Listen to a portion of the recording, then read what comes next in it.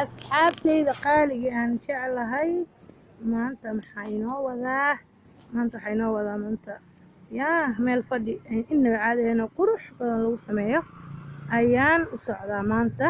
asxaabay waan in la soo wadaagi fadhiyaalaan rabaa inaan kasoo meesha fiirsado insha Allah ila socda asxaabay.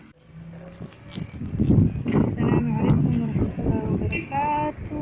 asxaabay kusoo dhawaada fadhiga idin sheegaya waa inaba caadi maaha.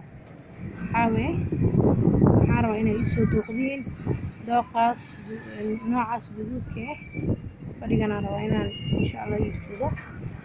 amseertan aan taaganahay waan usoo laabanayaa noocaan rabaan dooqana insha Allah guduud iyo waxaa waaye kalarkaas iyo kafee. asxaabay waxaan rabaa inay isoo dooqdiin insha Allah noocaan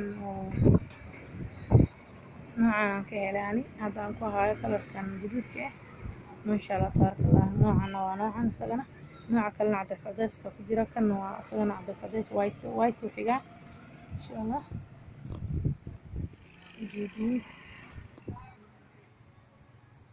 noocan kalena isagana wakaasa waaye insha Allah tabarakallah. ujeedi kana inaba caadi inuu kala xiran waa insha Allah.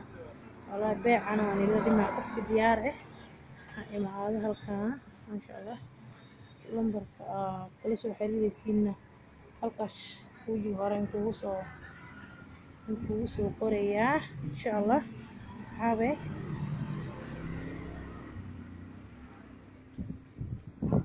halkan sariirihii biraha yeelaan asxaabta halkan jooga subscribe like share comment asxaabta ولا باقي لنا.